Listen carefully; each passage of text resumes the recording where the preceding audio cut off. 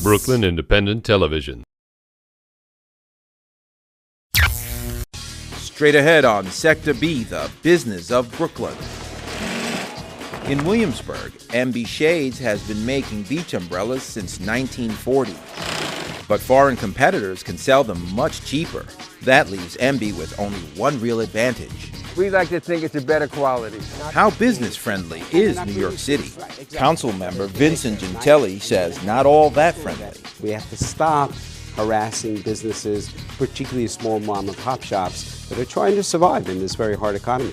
Coworking in Greenpoint, for people who go a little stir-crazy running a business from home. You know, some days you don't get out of your pajamas. You're like working from your laptop in bed. And a star is born in Sunset Park. Introducing the Crepini. Crepini is a blend between a French crepe and a Russian blini. Thanks to school systems, restaurants, and supermarkets, they're selling like hotcakes. So dig in and get with the program.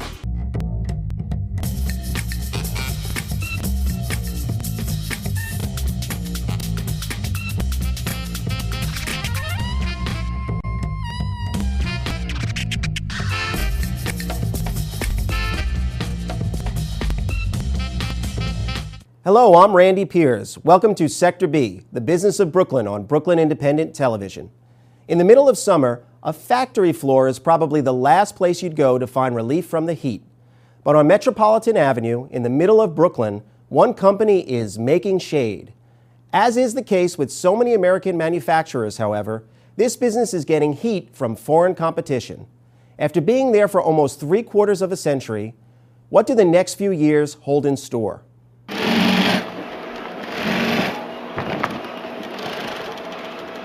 Embee Sunshade is a manufacturer of beach and garden umbrellas for outdoor use.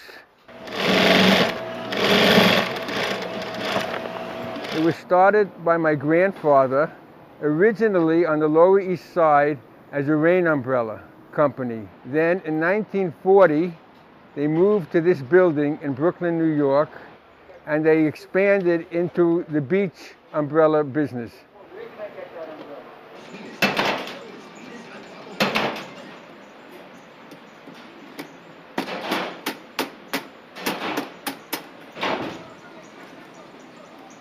We sell umbrellas to beach clubs, golf courses, hotels, hardware stores, any place that needs beach umbrellas along the sea coast.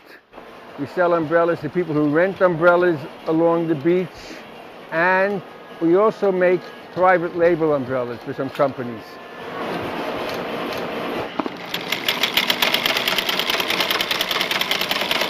We actually use the same materials that have been used for at least 35 or 40 years without cheapening the quality. It wouldn't weigh as much, it wouldn't last as long, the customer wouldn't be as happy with it. If we're working on a small size, we can make several hundred a day. If we're making on the larger size, with 8 or 12 ribs, which are intricate sewing, it would be a few less pieces a day. Right now, it's not as good as it used to be. By virtue of the fact 20, 25 years ago, we used to have 30 people working here. And now we're lucky if we have 9 or 10 people working here. A lot of the business went to imported umbrellas and imported umbrella frames. The foreign competitors charge much less. Almost could be half the price. And we can't compete with them in price. The only way we can compete is in quality and in shipping. We can ship out umbrellas within 2 weeks of custom orders where they can't get that offshore. If you pick one of our umbrellas, it can weigh 1.5 times as much for the same umbrella. We like to think it's a better quality. We have workers here who are long-term and time workers.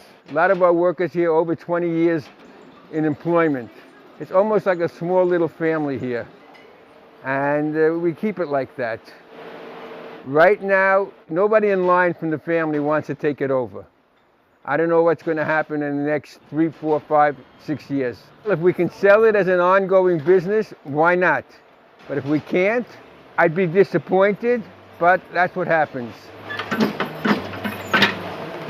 According to statistics, family-owned businesses rarely go for over 70 years. Most of them fail much sooner. So I guess we're at the high end of the statistics that we're in business for a long time.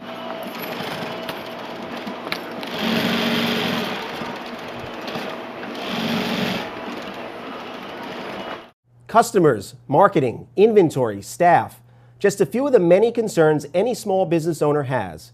Here's another one: the city you're doing business in. Are its rules and regulations supportive or intrusive? Do they encourage growth, or do they make you want to just shut the door once and for all? Here to talk about the issues where Brooklyn businesses meet New York City government: licenses and fines, parking and food vendors, calorie counts, banning the big gulp, and much more, is Councilmember Vincent J. Gentile, representing the 43rd District in Southwest Brooklyn. Councilman, thanks for being here. Randy, it's always great to talk to you, and it's a pleasure to be on your show. So from your perspective, from the perspective of the council, what's the environment right now for small businesses in Brooklyn? I have to say it's not a bright one. A new survey just came out saying that mom and pop stores, their optimism level as continues to decline as we speak and as we tape today.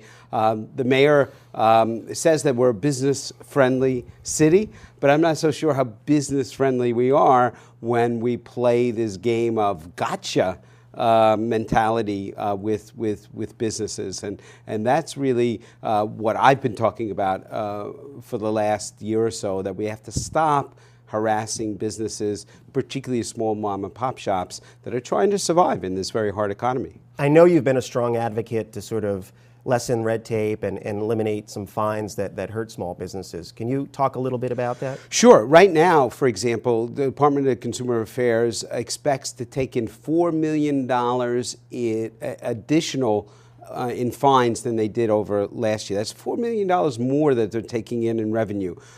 So, you know, my point of view is always that enforcement should be to obey the law that we have.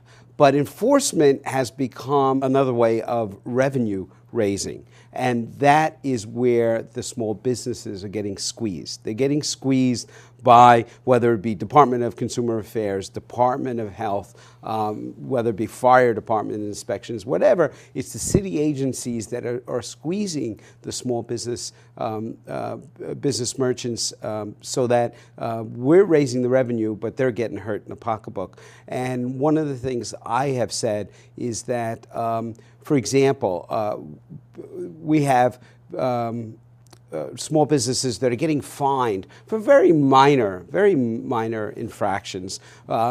Something wrong on a receipt that could be easily fixed. Lack of signage or correct signage that needs to be up. Right now, anybody with those infractions will get a fine from whether it be Department of Health or Department of Consumer Affairs.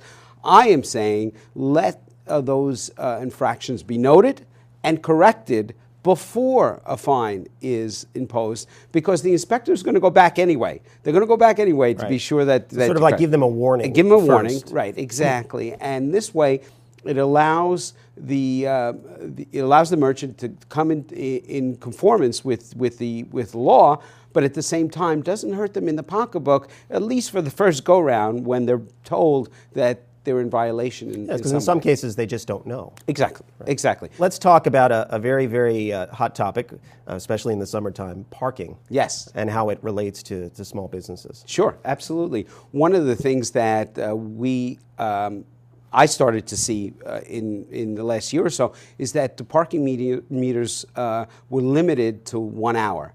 And that became a real issue and a real problem for merchants, particularly merchants in the local areas, where if you go to a hair salon or you go to any kind of a treatment center, or you go even to a doctor's appointment, or a restaurant, right. Even you need more than an hour. You don't want to be running out in the middle of what you're doing to go put another quarter or two in your meter, so or the muni meter, whatever the case may be. So I began, at least in my neighborhood, a campaign return the meters to 2-hour minimum meters. And I'm glad to say that DOT has agreed to do that, and they have replaced, at least on 3rd, 5th, 13th Avenue, the 1-hour meters to 2-hour meters. That's good for the consumer who parks, looking to park, and for the merchants who are looking for these people to do business. So that's a positive thing that's happened that will help the local businesses in our area. You have also, I think, sponsored some legislation regarding alternate side of the street parking and when it should be suspended. Yes, exactly. The days that on holidays where alternate side of street parking is suspended, we should also suspend the meters in order that, because it's very confusing for people.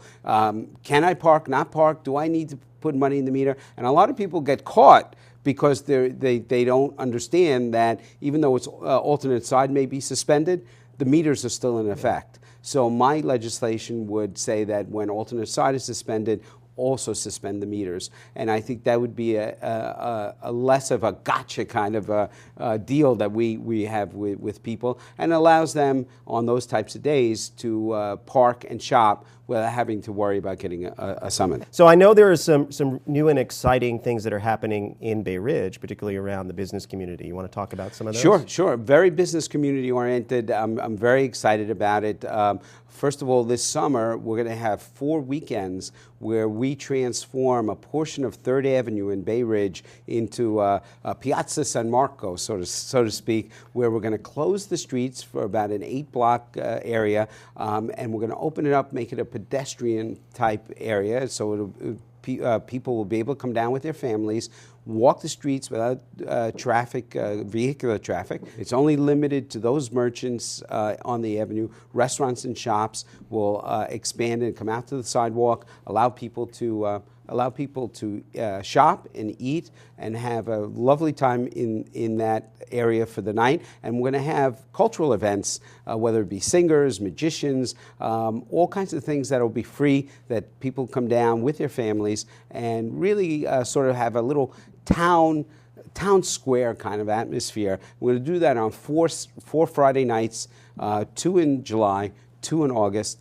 and hopefully that'll be a boost in the arm for the merchants, and also a way to bring people together in the Bay Ridge area. So I'm very, very excited about it. It's unusual to do it on Friday night, but it makes a lot of sense, yes, right? That's yes. when people are coming to the restaurants and people want to... And the merchants wanted it. They don't have work the next day or school, Exactly. and they could spend some time. Most of the city does the summer streets in the afternoons on Saturday, but we decided to ask for permission to do it Friday night, and they've given us that, and the merchants are excited, very excited, and I hope this is a real good thing for merchants. And what's happening on the waterfront? On the waterfront is great. We're going to open up the waterfront in Bay Ridge with the construction of an eco dock. It's a recreational dock that'll be up and running by next spring, and it'll allow recreational type of kayaking and other activities on the waterfront, and it will mostly allow day boaters to come in to Bay Ridge, dock at the 69th Street Pier on this eco dock, come in, shop and dine in Bay Ridge, and then get back on the boats and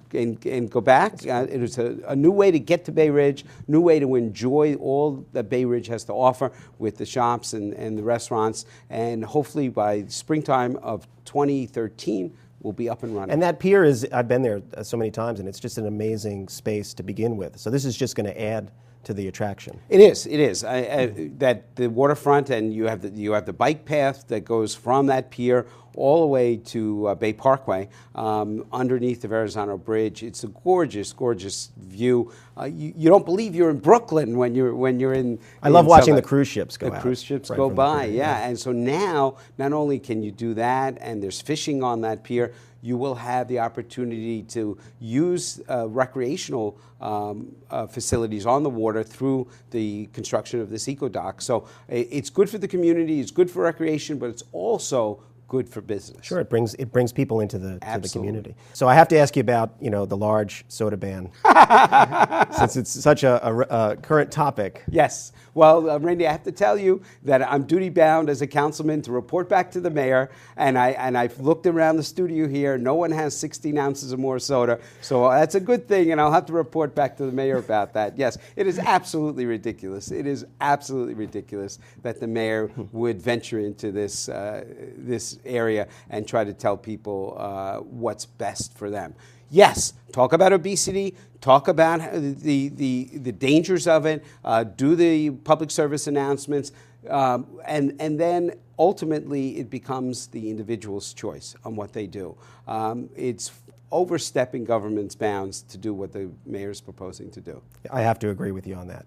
Councilman, I want to thank you for being here. I Are we appreciate done the already? time. We're done, but I appreciate the time, and I also appreciate all that you've been doing to help small businesses Thank throughout you. And Brooklyn. Randy, you've been a major force in Brooklyn, and I look forward to working with you in the future, too. Thank you. Absolutely. If you ever tried to run a business from home, you know how tough it could be to concentrate. You keep getting up for snacks, or you play solitaire when you should be filling out a spreadsheet. Paradoxically, this may be because there aren't enough distractions, mainly in the form of other people nearby. One solution, co-working, sharing space with other entrepreneurs. And as we discovered in Greenpoint, the price is right. Greenpoint Coworking is a shared workspace for independent workers, entrepreneurs, freelancers, startups. I have a boutique web design business that I've had for 8 years now. And for the first 2 years, I was like, working from home is the best thing that ever happened to me. After a short period of time, that actually sort of started working against me as the company grew. I felt like there was a real glass ceiling to how far the company could grow with me just like working from my bedroom. And I had employees and I worked with other people, but because of the nature of the business, they didn't even live in New York State necessarily, you know, so I couldn't justify getting an office space. I was really missing the environment of being in school because I was realizing that what was most valuable to me in that experience wasn't necessarily what I learned in the class, but it was more the peer-to-peer information sharing that I found really valuable. I came across the idea of co-working and was like, just sort of intrinsically pulled to it. This is Cool. the new theme that I'm gonna document myself by like opening my laptop and photo booth videotape myself cooking Cool. the dish so that I don't have to stop and Brilliant. have like food all over my hands. Like, Our space happens to be really diverse in the kinds of people that it attracts. We have a few designers and developers for sure, but we also have, you know, a caterer and someone who's the executive director of a nonprofit organization, social media people, an events planner. There are a couple students, so it's very varied in terms of the kinds of people who are working here. people have time, so I think that sounds really nice. that's gonna be this diagram right here. Because most of what I do is in a kitchen, I thought, well, I don't need an office yet until I've expanded and I actually have people, you know, working for me, you know, running a business. So I was doing most of my kind of administrative stuff, just answering emails, writing invoices, communicating with clients from my apartment. And at a certain point, it gets so hard to be stuck, you know, in the same place, you know, communicating only with yourself. You know, some days you don't get out of your pajamas. You're like working from your laptop in bed. So I heard about this space and I came by and it was just so bright. Everything is nice and clean and bright and the bright light and all these nice people working here. And it seemed just a great way to get out of your head. I found the space on Craigslist. I had been a resident of Greenpoint and Williamsburg, you know, split between the two for about 8 years, and I just loved the neighborhood, and I feel I was very familiar with the area, and I know that there are a lot of extremely talented people living in this area who have no community. So I felt like this was the right place to do something like this. I love the big open windows and it just had like the right energy. We have 3 different membership options, try to keep it as simple as possible. People can drop in, it's a day rate of $25, you come, you go.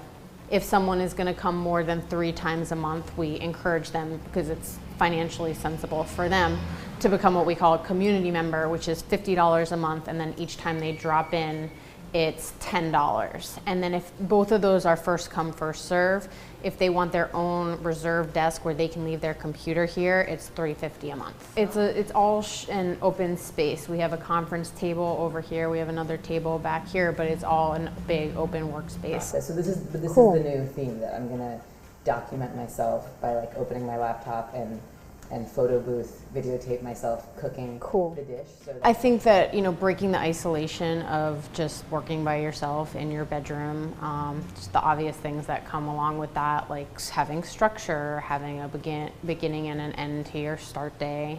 I think that a lot of solo business owners struggle with a lot of the same kinds of issues and just basic questions like, who does my bookkeeping? How do I file taxes? Like just things like that we don't really get trained on how to do. What a community can provide in terms of that is really priceless. Hybrids are big these days. There are cars, of course, marrying SUVs with station wagons or gas-powered engines with electric. Smartphones combine cell phones with computers. They're even selling a kegerator, a fridge with a beer tap built into its door. Well, right here in Brooklyn, in Sunset Park, Sector B's Sherry Carabin found a business churning out thousands of edible hybrids.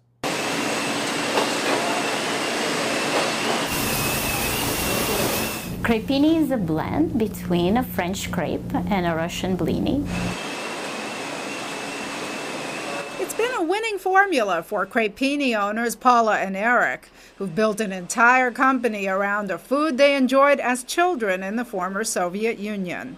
The crepini was a family favorite we grew up with. It was something we enjoyed for breakfast, for brunch, for lunch, for dinner, and as a snack. And my husband Eric and I were partners. We have the same background, and we thought that we could bring this product to American homes. To say that they've been successful is an understatement. In about 5 years' time, the Sunset Park-based food manufacturer has grown to be a $3 million business, with 3 product lines that are distributed to locations in the United States, Puerto Rico, and Canada.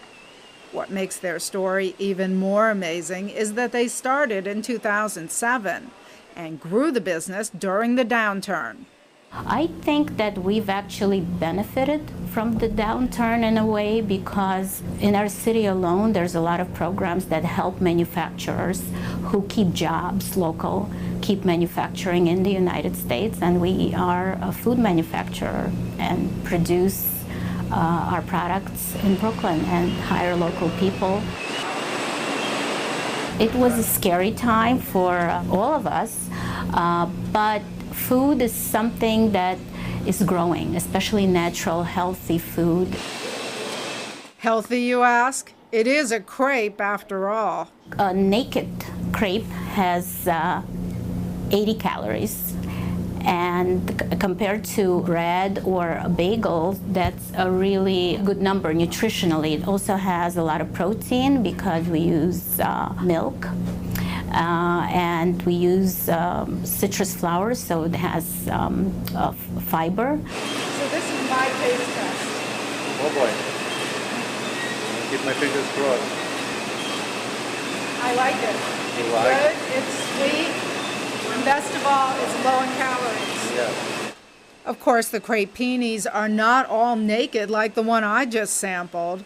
Many are stuffed with different fillings, including 2 popular choices, like spinach feta and portobello mushroom with Parmesan cheese. It acts like a platform for savory and also for sweet. Some of our sweet flavors are blueberry and cheese, cherry cheese, and we just launched a couple of new flavors, tiramisu lemon and a cinnacrepe. We also make a buckwheat naked crepini, and that's more exclusively for robust, savory flavors. No matter what the variety, the crepinis are created inside the company's facility at the Brooklyn Wholesale Meat Market on First Avenue in Sunset Park, which operates 6 days a week, 24 hours a day, employing between 14 to 28 people, depending on how busy things are. Our machines are the only one in the United States that produce crepes with all the flexibility in sizes and shapes and the speed, of course. We can produce about 120,000 crepes a day if we work 20 hours a day. We have 3 lines. We have a child nutrition line, which is the K through 12 or for kids, public schools. And we have a retail line. We call it retail. It's packed in already filled, pre-filled, savory and sweet fillings, and also comes in the naked, which is the shell itself. And we have what's called a food service line for chefs. And chefs use our crepes for creating their own unique flavors. 10 pounds? Okay, no problem. Thank you. We don't advertise. Our only marketing and advertising essentially is through trade shows. If you don't advertise, then how did the consumers in the supermarkets know to go and pick up your product? Is it just by chance? When a supermarket launches a product, we usually provide a great deal, like maybe buy one, get one free, kind of enticing the people. We also do demos. Although their success is impressive, it's not the couple's first venture into the business world. The two held jobs on Wall Street, and in the late 80s, they launched integrated data consulting services in New York City, which exceeded their expectations. Our company became one of the leading IT staffing companies in New York, and we were very fortunate to live the American dream. They sold the business in 2005 and are now using the proceeds to try and repeat history. And judging by the look of things, they're well on their way. We anticipate to grow rapidly due to the reception of our product, the uniqueness of our product.